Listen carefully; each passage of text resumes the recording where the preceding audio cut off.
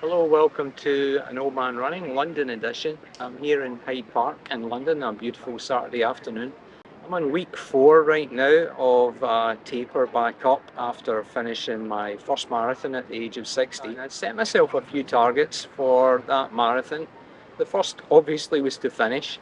The second was to enjoy the race itself, and then I had a couple of time targets. I wanted to beat 4 hours, and ideally I wanted to hit 3 hours and 50 minutes, which is a Boston qualifier for my age. I achieved my first two aims. I finished, and I really enjoyed the race, and I finished in good shape, but I missed both of my time targets. And I think it's very important that you get sorted out in advance a few key questions before you commit to a specific training plan. I think a lot of it depends on your base fitness level. Before I started the training block, I'd been running a solid 6 months, averaging 25 miles a week. So I felt like I had a good aerobic base, and a 12-week program suited me well. But you need to consider what your own aerobic base is like, and kind of factor that in. Second key question you need to ask is, how many days a week are you able to commit to running? Is it 3? Is it 4? Is it 5? Are you able to build up over time? Um, how many miles do you think you can do in a given week? Are you prepared to go a long run up to 22 miles or 18 miles? What would you feel comfortable in having done that would put you in a place to be confident to run 26? And I think having answered all those kind of questions, you've then got put yourself in a good position to choose a plan that fits. The rule I had was never to miss more than one day in a row. So, okay to take one day off or to switch one day around, but never to make it two. Because I think you can very quickly go down a slippery slope if you. My second key learning point is to thoroughly enjoy committing to the training program itself, and to treat that as your main source of achievement and enjoyment from the whole process. If you make the race itself your main source of achievement and pleasure, you're taking an enormous risk. There are so many things out of your control on race day. You could get injured in advance, the weather could be terrible, you could be running into a 30-knot headwind, you get injured halfway through the race. And so to pin all of your sense of achievement, sense of enjoyment, sense of purpose on that race is a mistake. But I got an enormous sense of achievement out of sticking to my training plan, to doing a long 22-mile run on my own, to doing speed work when I was really tired and still managing to get through that. And those in themselves are something that you can look back on and reflect as achievements, as well as just the race itself. On the whole, I thoroughly enjoyed it, and I think there was 3 key elements to that enjoyment for me.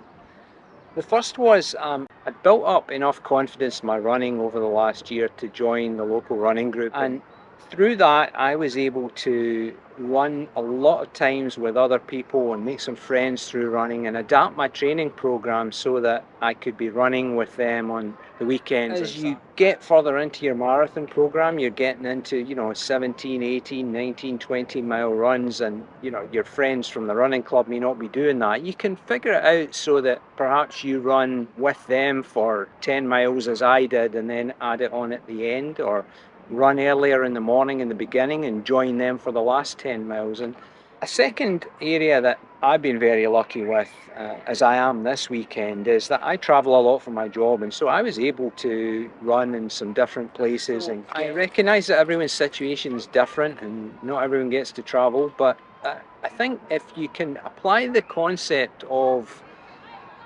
introducing a bit of variety into your runs, perhaps jump in the bus or the car and go somewhere different one week, I think you'll find that that provides just that little bit boost and that little bit of change from the routine. The third thing that I do is I must have taken part in 4 or 5 races during the training program where I fitted the race distance into a relevant part of my training program. For example, one Sunday, in lieu of running a 16-mile race, I ran my first ever trail half marathon, a 13-mile half marathon, but I figured the extra time in the trail was worth 3 miles. So by combining these 3 things, getting with a group, changing my environment, taking part in some races, I was able to make my training program a little bit more interesting than just the standard weekly routine of everything the same. And I found there was times in my marathon training program where I was just ready not to do it,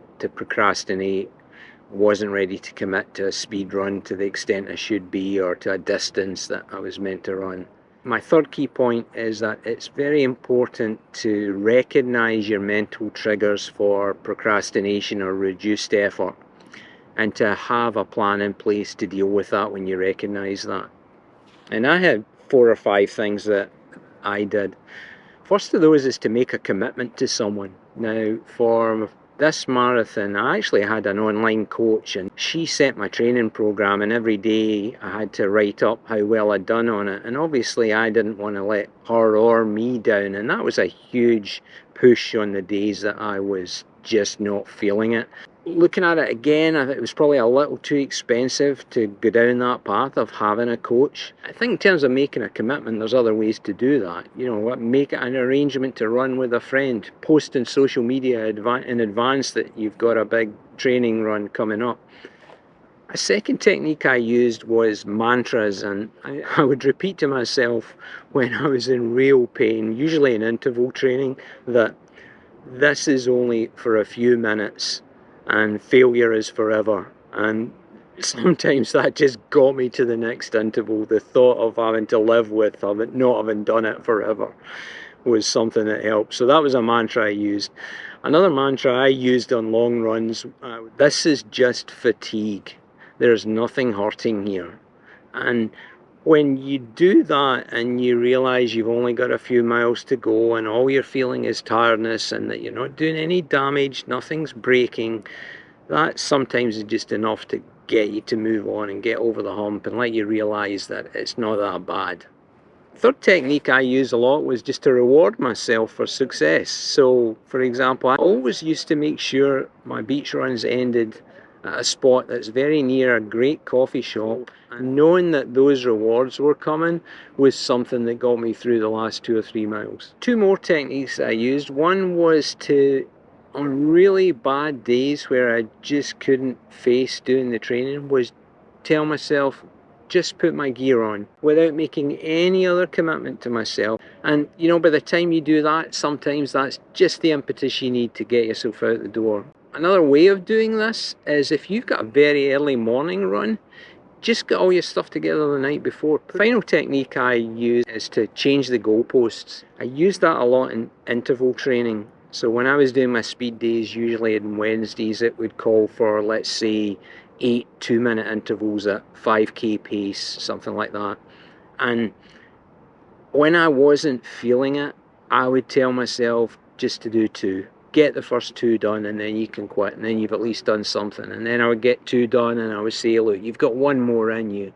I would sometimes be able to get all 8 done just by doing that, progressively changing the commitment I was making to myself. And I found that that's a nice technique. By starting off by only giving yourself a small goal, you can find a way to ease yourself into that bigger commitment. If you're going to embark on a long marathon training program, I can guarantee you one thing. You will have some disaster training runs. It just can't be avoided. We're not robots, and so we're going to have some days and some runs where nothing goes right. Worst for me were 3 long runs that were just really hard for me. The first of those, I just wasn't ready for the distance yet. I just felt I got slower and slower. It was like I was running through treacle at the end, and my legs just weren't strong enough at that point. On a second run, I was running with friends for the first part, and one of them went off pretty fast, and I made the mistake of trying to keep up with her, and I really paid for that later in the run, and there was no need for it. My third disaster run was a 20-mile run where I got the nutrition wrong. I'd been trying different kinds of hydration and nutrition, and I just got it wrong that day, and I crashed about mile 16. And one thing I was able to do with that is I turned the last 4 miles into, you know, an experience of managing a situation when I'd hit the wall, and, you know, finding a way to get myself through those last 4 miles was good practice for a situation where that might happen to me in a race. But It was pretty rough. The reason I raised these 3 long runs is that if I was to say the prime reason why I did not hit my marathon pace target in the race itself, it was because I let those 3 runs get in my head. So by the time I got to the race, I was expecting to hit the wall, and I ran scared because of that. You need to shrug off bad runs, not let them get in your head, recognise that they're going to happen, and just trust your training program. I do believe, however, that in addition to shaking off the bad runs, you do have to learn from them. I think this is the key thing I have to work on for my next marathon. It's being able to shrug off and learn from the bad training days. And I like to think of it as like an NFL cornerback mentality. Great NFL cornerbacks get beat for touchdowns periodically, and they still come back the next play and think they're the best in the world and they can't be beaten. And they have that confidence and that ability because they've trained hard, they've studied their mistakes, and they've just built up that base confidence where they know that despite the occasional and unavoidable ups and downs, they're going to be good. It's key not to take big chances with injury, but also important to recognise what's an injury and what's a phantom pain and be able to deal with it appropriately. I was injured twice during the training for my marathon. The first happened early in the programme, and it was an ankle strain, and it needed rest, it needed heat, it needed cool, it needed elevation, and I just had to have the discipline not to run until it cleared up. And it took 6 or 7 days, but it was very important not to run on it and jeopardise my training. It was early enough though where I could afford to take that kind of time off. During a long run, I got what I thought was an Achilles strain it was like mile 13 of a 20-mile run. And I was able to stretch it out during the run and finish it, but it was clear at the end that something was wrong with my ankle. But it was so near the end of my training program that I was kind of freaking out about whether to try and work through it or to rest or whatever. And in the end, I kind of did a 3-day intensive program of icing, heating. I got some Graston technique on it. I actually got some cold laser treatment, and within 3 days it was obvious that it had cleared up, and so that's short enough not to lose any fitness, and I was able to carry on. But if I had attempted any kind of running in those 3 days, there's no doubt in my mind that I would have wrecked my chances of running the marathon itself. One of the complications, of course, with marathon training, and particularly if it's your first marathon or you're an older runner like me, is that inevitably you're going to be constantly fatigued and things are going to be hurting all the time. And it's important to distinguish between what's just that fatigue and soreness from embarking on a long training program versus what is real injury, because you've still got to get the miles in if you're going to complete the marathon. And so identifying what you can run through and what you can't is an important skill to learn and develop. But it's a real balancing act between. My 6th key learning point relates to the importance of stretching and cross-training. Without fail, at the end of every single run I do, no matter how long or how short, I spend about 15 minutes doing leg, lower body and back stretches. I think it's fundamentally important for older runners to do this because, you know, we're less flexible, we're less strong, and the more that we can do to make it easier for the next run and make the recovery quicker, the better. Also, I started going to Pilates classes, and I found those made a big difference to my flexibility and in particular to my stride length and my lift. And in terms of other cross training, something that I definitely made a mistake on was that I didn't do enough strength training in advance of getting into my marathon training block. It became very clear to me that my weaknesses weren't cardiovascular, but they were muscular. And I struggled with some of my long runs. Before I embark on my next marathon training program, I'm going to make sure that I've got some additional strength built up in my leg muscles. And my 7th key point about marathon training is about the importance of getting your nutrition and hydration plan in place. Nearly everything you read, anyone you talk to about marathon talks about the dangers of hitting the wall. Get to a point, usually between 17 and 22 miles, where you just seize up. Obviously, fatigue's an important part of that, but by far the most important component of hitting the wall is the nutrition and hydration element. And so it's fundamental that you go into the race not winging it, but knowing exactly what your plan is and stick to it. But my own strategy for the race itself was that just before the race, I used the UCAN starch powder, which was a bit more gentle on my stomach, and only transitioned towards the goo type gels a little later in the race. I also carried some water with electrolytes with me, even though I knew that there was both water and Gatorade available every second mile in the race. I was just a little concerned about getting to the tables if there was too many runners. As it turned out, it was fine.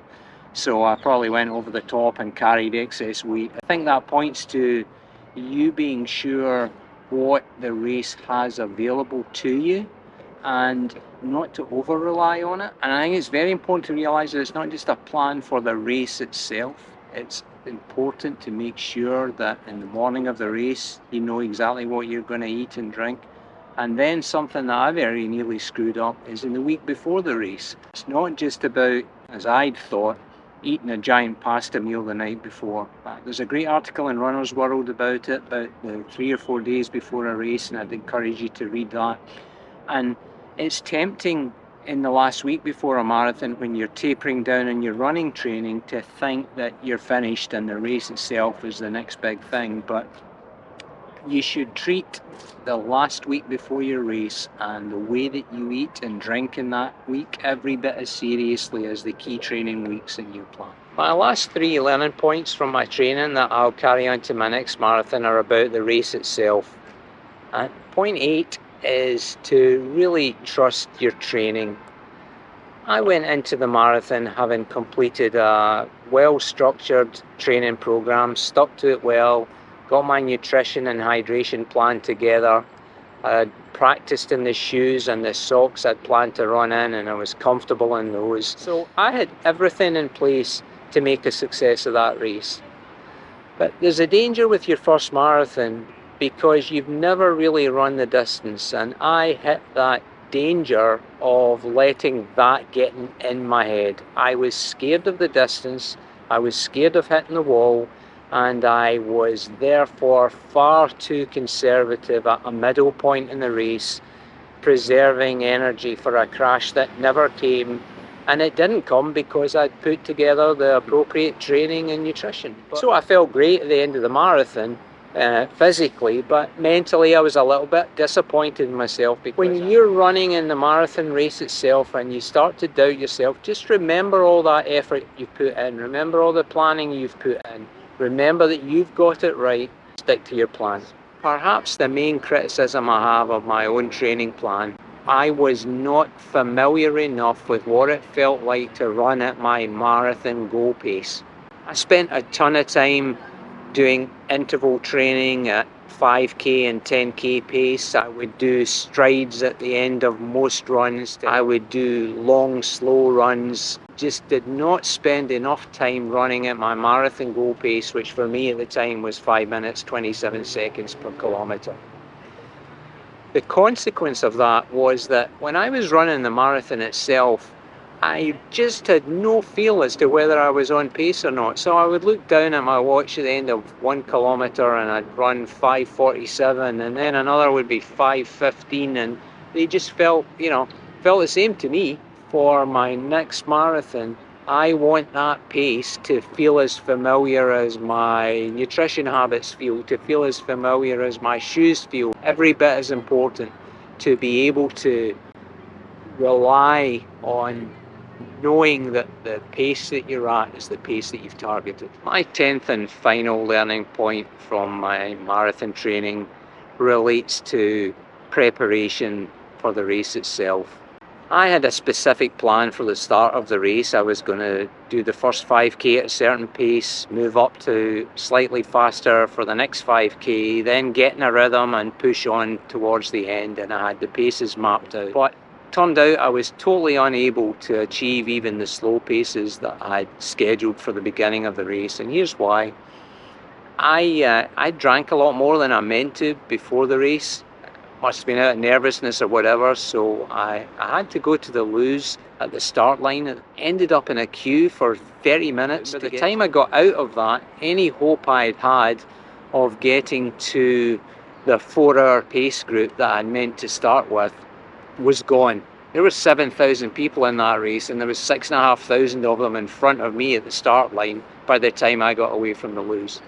So there was so much traffic and of slower runners because I started near the back that there was just no way I could get to the pace that I targeted. And that had a compound effect. One, I had more to catch up on, and two, it just puts you in a slower pace mode. You get comfortable at a slower pace. It's easier just to say, well, it's my first marathon, I'll just get through it and enjoy the scenery as I run. And that's kind of what happened to me. Despite that, I was still in a position round about miles 17, 18 to hit my secondary target. My first target was 3:50, my secondary was 4 hours. But then another mistake played its part. My wife and I had driven the course the day before, or what we thought was the course, and towards the end we heard about a hill that was particularly challenging, and we drove up what we thought was that hill, and it looked pretty hard. So I actually got out the car and ran up the hill to try it, and it was pretty intimidating.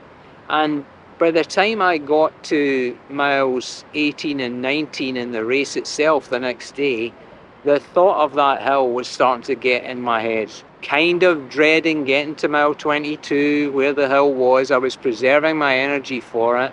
And so when we got to the spot where the hill I'd ran up to the previous day was, to my great surprise, we all just ran straight past it. I had picked the wrong hill.